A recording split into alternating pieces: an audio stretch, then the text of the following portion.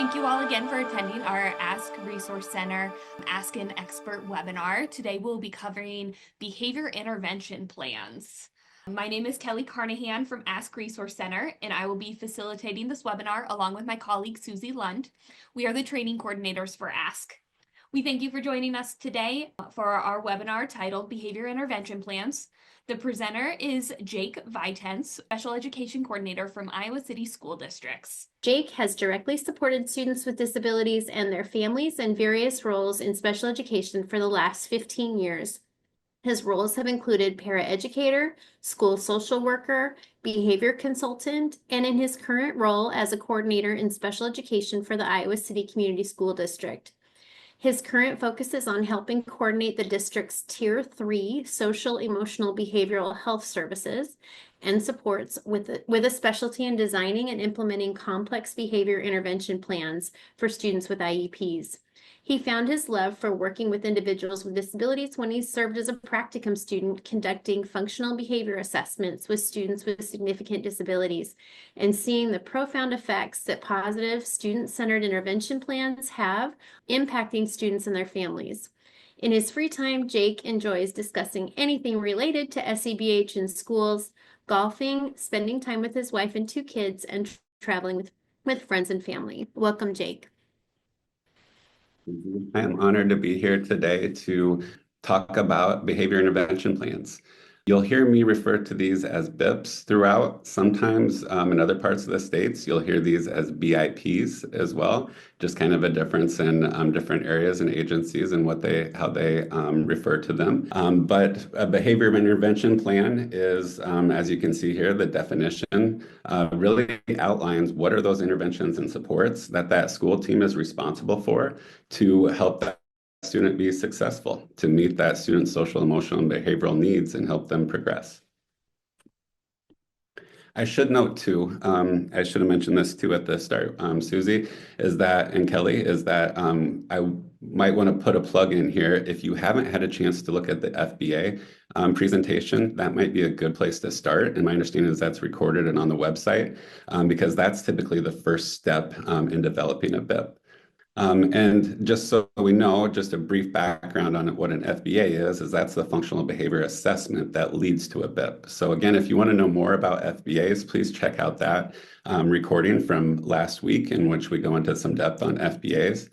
And once the team has completed that process, we now then dive into, well, what are we going to do? Now that we have a hypothesis on why those behaviors of concern are occurring, then let's come up with a plan.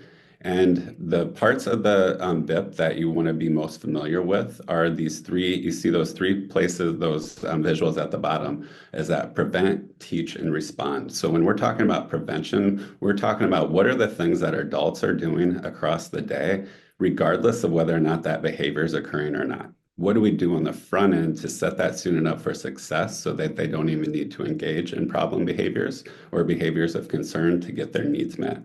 So one quick example, and again, we'll have more examples as we dive into this later, but one quick example might be a choice of work. So maybe before we even present work, we give them a choice of what work they do as a prevention strategy.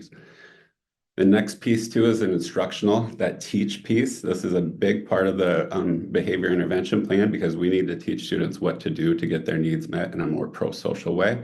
So this might be some traditional social skills instruction. It could be a replacement behavior of how to get their needs met, meet that function in a more appropriate way, as an example.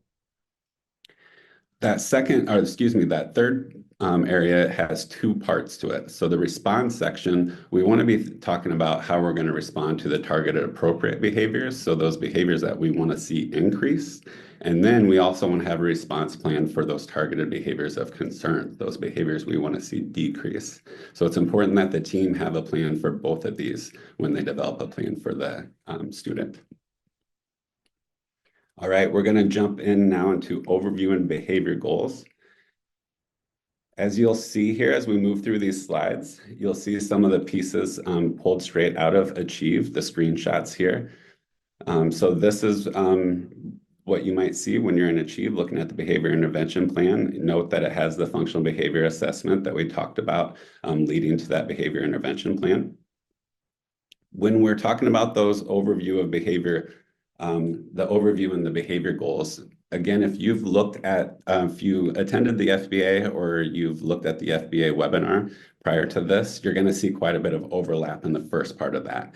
And that's because we want to make sure that that information from the FBA transfers over to the BIP as well. So there is some double documentation. You'll note that in the FBA and BIP that some of that documentation is doubled up.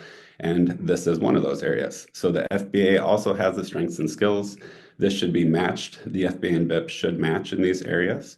And really, when we're talking about strengths and skills, we're talking about things that can contribute to the environment that are going to help that student. So you can see there with those examples that the student is good at building with blocks and doing prefers, or excuse me, is more skilled in math compared to other subjects. So those are good skills and strengths that help us to think about what that student's programming might look like across their day. Next section is closely related. And again, there's overlap with the FBA with this one as well. We're now looking, though, instead of strengths and skills, we're looking at preferences and interests. So we're, again, thinking about across the day, thinking about that student's environment. What are those preferences and interests that we might be able to incorporate in their environment across the day that would set them up for more success? So in this example, and this is not a unique example because we've certainly had students that we work with that have an interest in superheroes, and we can think about how we might use those. So a quick example is we had a student who was having some difficulties transitioning in the hallway just due to some of the behaviors of concern. And the team and I worked together to come up with ways that he could act like a superhero appropriately in the hallway that might help during those transition times. So we did something along the lines of stomp like Hulk or something like that on the way to class, which that's not our long-term goal, is to stomp through the hallway, right? But it was much more preferable in a way to use his interests in a more appropriate way in the school setting that then led to more success. Description of when the learner is more likely to engage in appropriate behaviors, again, overlap with the FBA. Really, we want to be thinking about, we know that our students are not engaged in those behaviors of concern for a majority of their day, almost always, right? Those behaviors of concern, when they occur, they're concerning, right? That's why we call them that, and they tend to stick with us, and there's some emotion involved if we're being honest. So we might put more weight in some of those behaviors of concern, and maybe it feels like that's happening more often than it actually is. So I really like when teams are able to come back and center on, well, when does this student do well? Because oftentimes, most of the day, the student's doing well. And how can we look at those environmental factors and try to replicate those and look for patterns around that? So this first example, kind of similar to one that we talked about before with that choice of work. So the student is more likely to engage in appropriate behaviors when they have a choice of what tasks demand to complete. That's good information for the team to know, right? Because we might be able to build on that and potentially increase the use of appropriate behaviors across the student's day. All right, another example, or excuse me, another section of the BIP that is overlaps with the FBA is these are definitions of those behaviors of concern. So this one example we might have is aggression, physical aggression, we might call it, or verbal aggression, or maybe just aggression. And then that general definition, that one that says student engages in behaviors that result in forceful contact with another individual, that one's probably going to be pretty similar across really all of our students. There may be some exceptions to that definition, but then our examples and non-examples should be specific to the student. I'm going to pause here and repeat something that I mentioned in the FBA webinar in case you weren't able to attend that one or view that one, is the aggression here. We've gotten feedback that it may, well, aggression has that negative connotation, right? It's kind of doing harm to someone else, and that it may be misleading because behavior is a form of communication and isn't meant to kind of harm someone, if that makes sense. And we wholeheartedly agree with that idea of like, behaviors communication, right? And ultimately, it doesn't really matter what we call it, because the purpose of defining it is just to make sure that we're all on the same page in terms of what are those behaviors, so that we can be consistent in our data collection and in our intervention plan with how we're going to prevent and instruct and respond around these behaviors that we're defining. So just to kind of wrap this up with that example of aggression, we worked with the team because they felt like it was misleading to call it that. We just ended up calling that behavior category, behavior A, and then just defined it with examples and non-examples and a general definition that kind of took away that negative connotation that comes with that definition. So that may be helpful as you're having conversations with teams if you think through how you might want to define some of these and how you might want to think about the reason we're defining these. All right, I'll keep us moving along here. Ways to measure. Again, a lot of this is more related to the FBA, so I'm not going to hit on this too much, but it is in the BIP, so that's why we included it here. But frequency and duration, those are different dimensions and ways that we're going to track behavior. There are other ways to track it, but frequency and duration are the main ones that we're looking at. And our BIP would have our baseline data and our goal and what we're aiming for. Those conditions, we're really looking at when we're gathering that data. So oftentimes our conditions and our behavior goals will be when we're observing the student across their whole day. So that's when we're gathering that data. Location, we're talking about when we're targeting our interventions, really the focus of the when and where is that conditions and location section. Again, we won't spend a ton of time on this because that is more related to the FBA, but it does come up in the BIP as well. The hypothesis statement. So this is really getting at the summary of your FBA. This should include the antecedent, the behavior of concern, and the hypothesized function, as well as the context. So this example here, during independent work time or whole group instruction, when demands are presented, the student engages in refusal and noncompliance in order to escape demands. I'll pause here again to note that we've received feedback on the wording of these hypothesis statements that I think is worthwhile, and that it can almost make it sound like the student's being manipulative or choosing to do things to get their needs met that are inappropriate. And we want to reframe that the way we're talking about that. And I think even talking about these hypothesis statements and the way we word them might be helpful.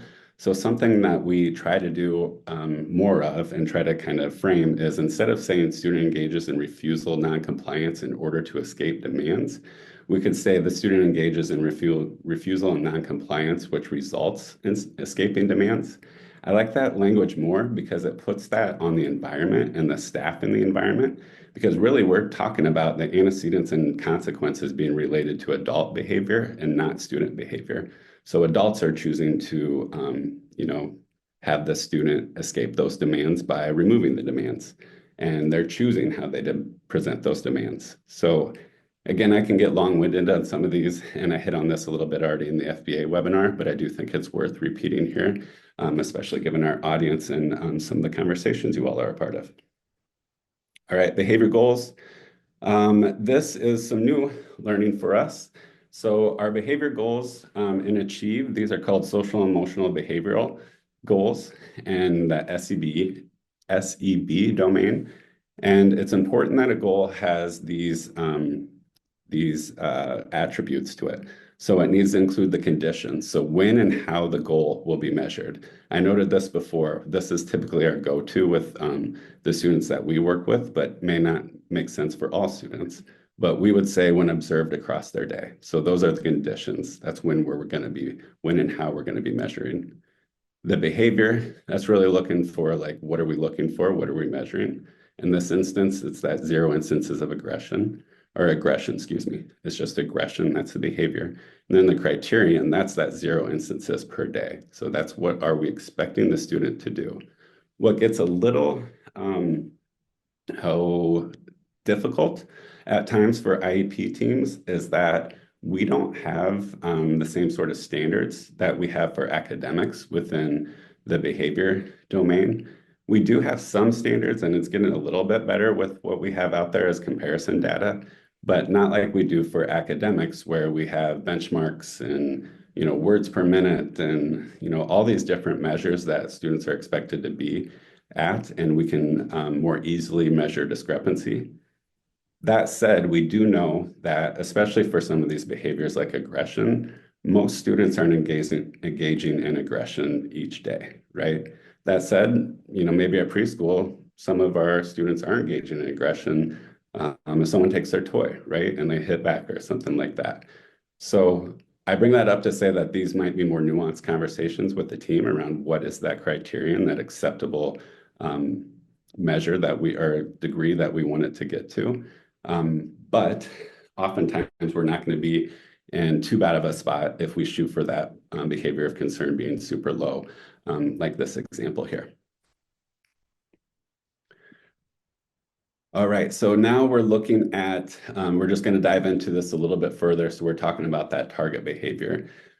The reason why we want to talk about this a little bit more is, again, as part of some feedback and ongoing conversations that have been going on for a long time, there's been a bit of a debate, or that might be too strong, but a conversation around what do we measure with SEB goals? Do we measure those behaviors of concern?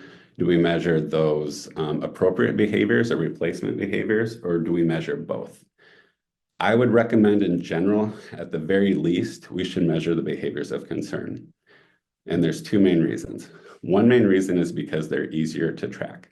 So it's easier to tell if the student's making progress or not, where the appropriate behaviors are harder to track and we don't always know if they should be using those. So for example, if appropriate behavior is raising your hand to talk instead of being called out, we can observe that, but how often do we want the student to raise their hand? Like, it depends. Do they need to raise their hand to talk? Do they have anything to share? Right? It's not always super clear what we're looking for in terms of like the goal for some of those behaviors, where we do know what the goal is for behaviors of concern, which is to reduce them. The other piece is that these behaviors of concern are often what was initially the way that the team identified the student was discrepant. So they're engaging in these behaviors of concern, which raise the student up to the team's attention. And that's often the way that we're going to be able to tell if they're becoming less discrepant from their peers over time as well, if we measure those target behaviors of concern. That said, the team can certainly measure appropriate behaviors and look at increasing those as well. They'll just want to decide, do we want to make that a IEP goal as part of their SEB goal, or is it more just we want to collect some data around that and make sure that the student is engaging in more appropriate behaviors? Again, this is a more nuanced conversation than is probably needed for our time together today, and I'd be happy to answer more questions around that. But that's a little bit of overview on why we might recommend tracking the behavior of concern in addition to any other behaviors. Progress monitoring. So once we've developed a goal around those in that SEB domain, we now need to decide what is it going to look like to monitor that.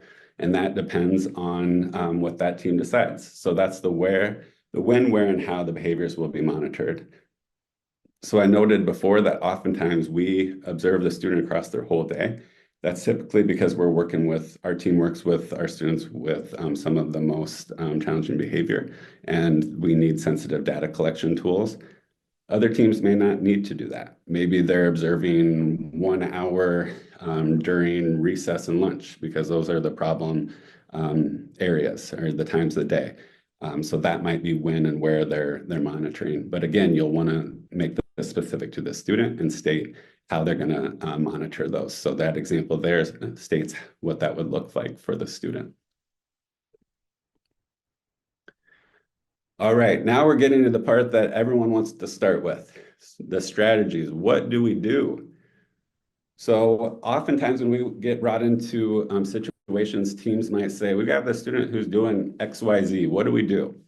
And we have to take a deep breath and avoid just kind of sharing ideas and strategies that may potentially work, because we needed to do all that other work that we already talked about, that FBA, work of identifying the function, what is the student gaining or escaping based on their behaviors. And then based on that, we can come up with some strategies that are aligned to that function. So these strategies, as we noted before, go into three different sections: prevention, teach, and respond. We start with prevention. If you ask me, we cannot spend enough time in our preventative strategies. I think one of the things that's surprising to teams when we first get involved is a lot of teams want to know, what do we do in response to the behaviors of concern?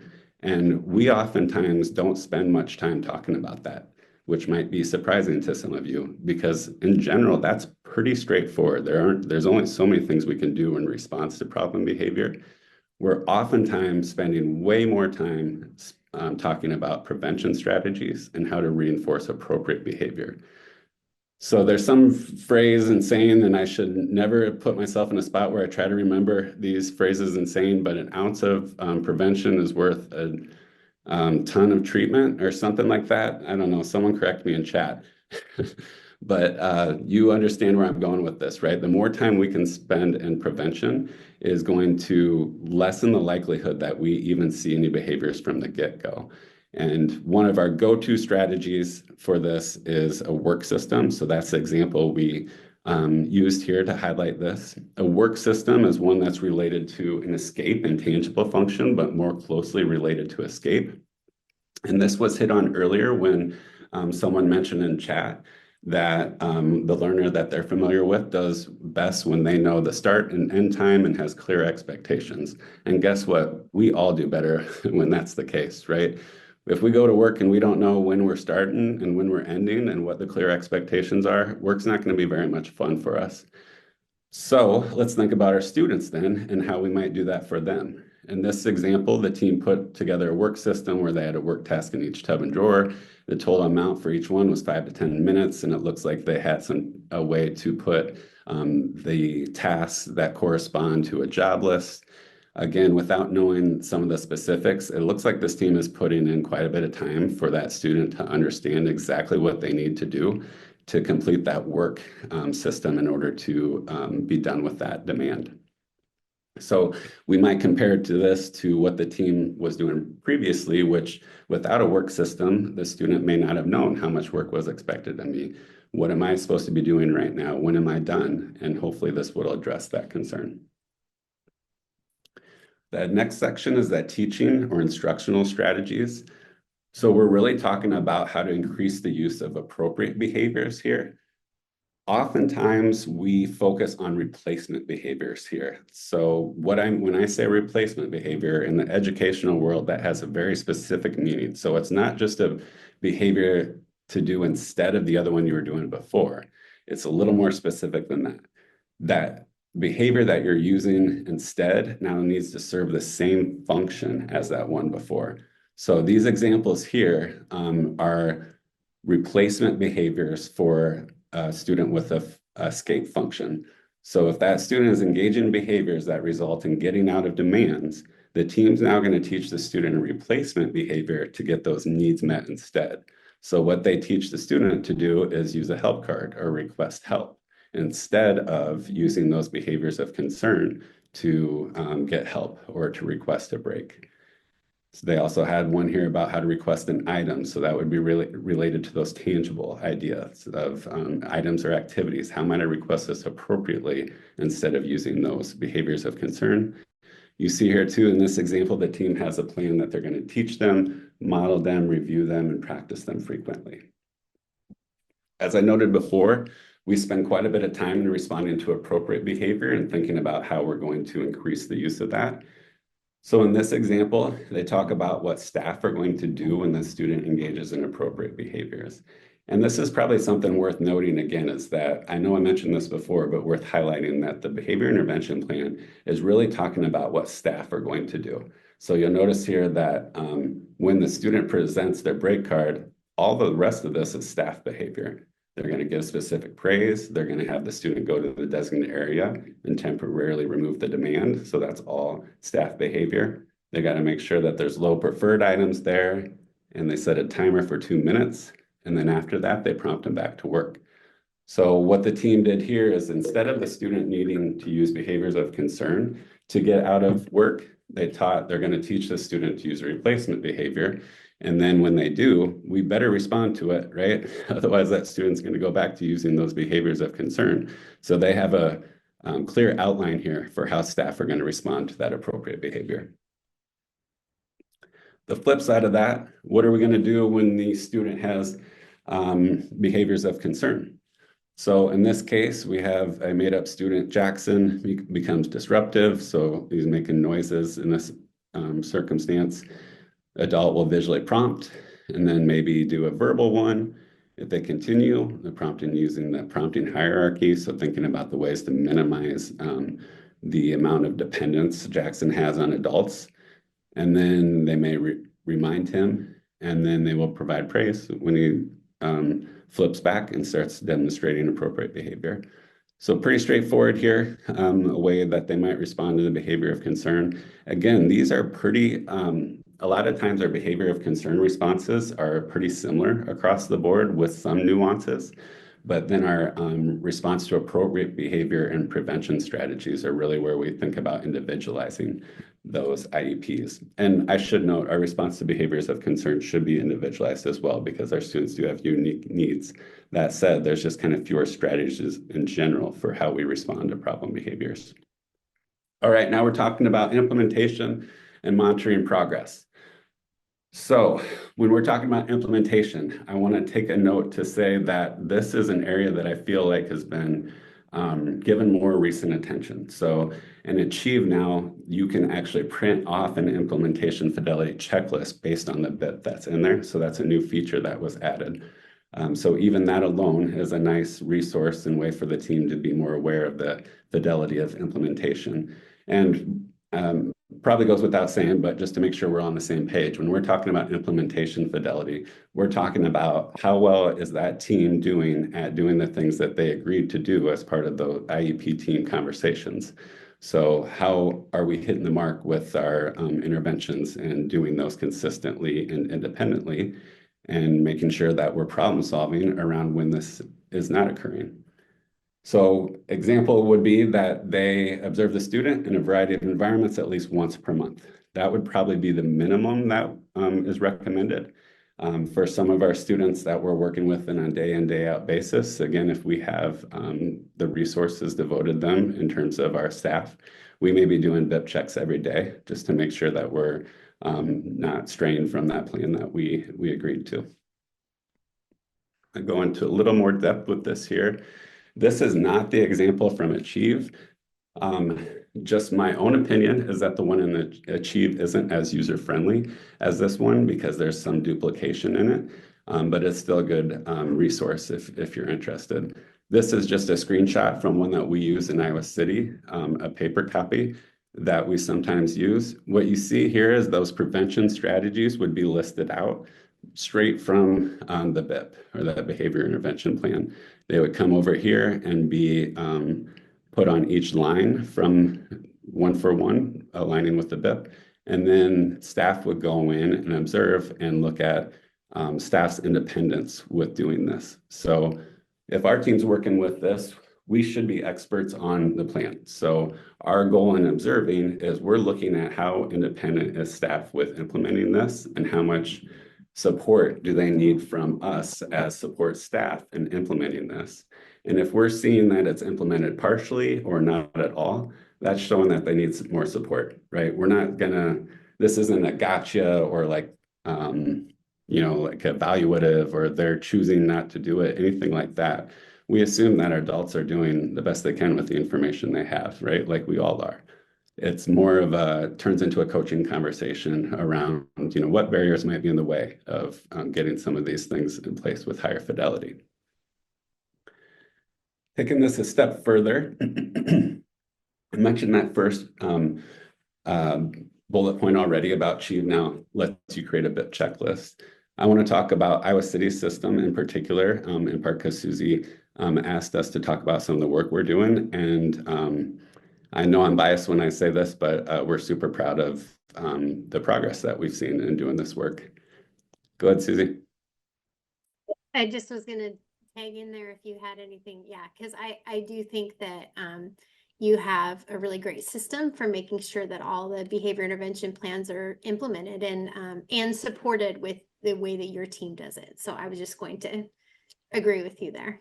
Yeah, I'm happy to talk about that a little bit more. So what we have the luxury of having a behavior interventionist in each one of our buildings, which is a relatively new um, spot to be in as a district. And one of the reasons that we are in a spot like that is because principals keep seeing that these staff members are truly game changers for helping us in this area. And I bring them up because having a behavior interventionist in the building has allowed us to be in a spot where that person oversees the building's monthly checklist system. And they've created a system, and hopefully my link works, in which, and that's probably super small on your end, right, Susie? How's that looking? We can see it pretty well. Thank you. All right. So this is a template version of what we would use where we'd put that student's name in there. And then this looks like that document we looked at before where we then would align those prevention strategies over here for appropriate and behaviors of concern. And then we put those in and it comes up with a score over here. So we could put in some fake data if we wanted to, and it starts calculating already, right, based on that score. And then we can, this is fake data here just to show what this does, but then we go in and graph it for each one of the students we're working with and put a date in, and it shows how the staff are doing with implementing with fidelity. And then we can also break it down on this section for each one of them. So we put the date we did the observation, we put in the percentage implemented, and then it would update as we add more scores. And then what we've asked our BIs to do is be responsible for overseeing this. So each student in the building has one of these spreadsheets and they share the responsibility with other building staff because really we don't want this to be on one person's shoulders because that kind of defeats the purpose of that check, right? That outsider coming in to kind of make sure we haven't strayed from where we want to be.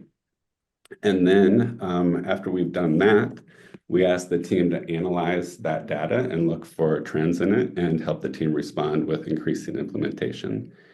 And we're at a good spot now as a district where we've got, I think our last check was 95% of our BIPs were checked last month. And of those, we're getting closer to that 80% mark of implemented with high fidelity. And for some of you, maybe not in the educational world, that might not sound like huge, great numbers, but we're super proud of that work, just knowing, how many BIPs we have out there and the system that it takes to get that up and running. Susie, anything else you wanted me to hit on as I was No, I just think that's helpful, and thank you for sharing the way that you do it. No problem. All right, safety plan is the last main section of the BIP, if I'm remembering right. And this is a section that we get a lot of questions about of like, what goes in the safety plan that isn't already in the IEP and the BIP? And unfortunately, we don't have a ton of great guidance in that area, at least from, like federal guidance and state guidance. Really, we're trying to think of anything unique that the team should consider that would relate to a specific safety concern. And I say unique because we already have an outline in the BIP for responding to behaviors of concern, which could be safety concerns, right? So we should be taking into safety concerns as we're writing this behavior intervention plan all the while. But if there's something kind of more bigger and unique about the student's needs, then we would put that in the safety plan. So hopefully these examples kind of highlight what we're getting at with that. So the student is medically fragile. So if the team would need to put the student in a restraint, say there's a safety concern where they elope the building and are running into traffic, and they need to put the student in restraint to prevent the student from running. They would use a two-person restraint in this circumstance to avoid, because for whatever reason, right, in this made-up example, the one-person restraint would not be safe. We have another example here. Maybe a student has previous traumatic experiences being confined in small places. Again, I've worked with students that have had some pretty traumatic events in their life, right? We can imagine this. So the team has talked about the planned use of seclusion would never be utilized, and that would be documented.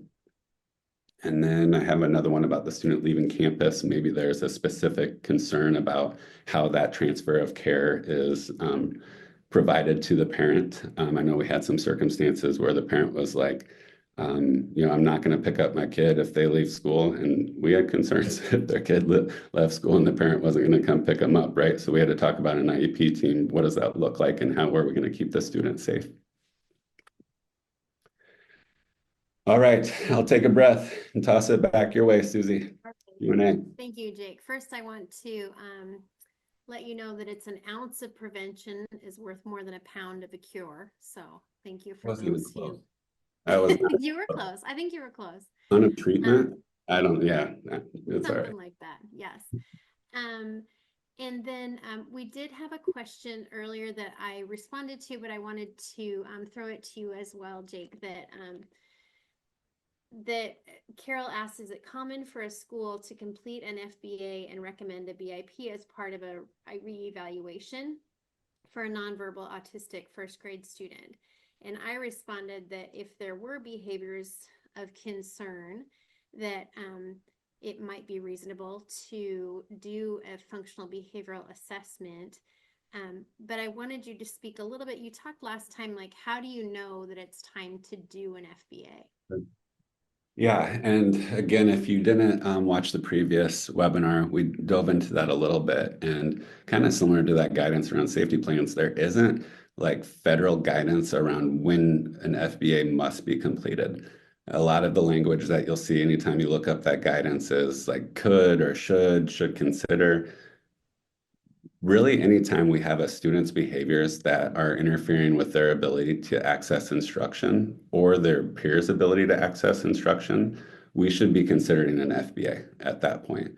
I think what gets people tripped up is when some people hear FBA, they hear, oh, that's hours of data collection and days worth of analyzing and it's just a big production and it's going to take us a long time. There are times when, yeah, that is going to be the case. If we have a student's behavior that's been going on for a long time and we have a lot of questions about why that behavior is occurring, we better dive in deep during that assessment process to figure it out. If this is a student whose behaviors maybe just started, they're relatively low and minor, then that FBA doesn't need to be this big involved process. That could be maybe a teacher interview and an hour or two of direct data observation. So I know that's not a straightforward answer, but I think the short answer is yes, like always be considering an FBA. The longer answer is that FBA can look a lot of different ways. Thank you for that. We have another question, just for clarification.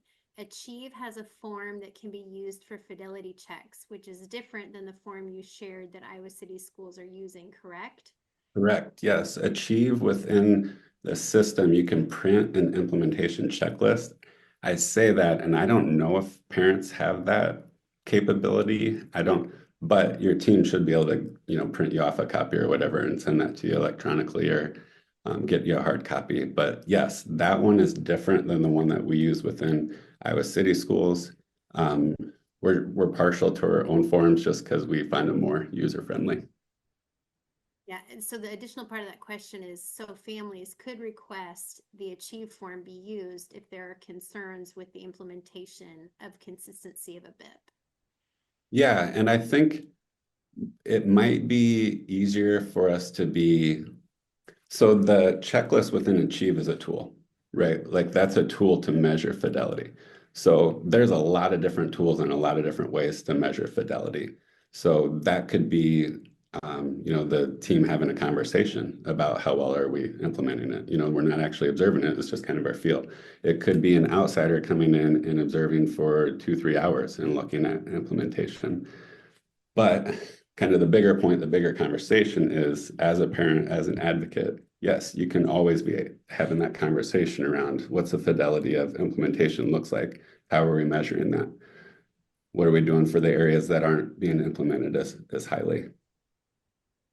Here's where our office is, and we have our phone numbers there and our emails.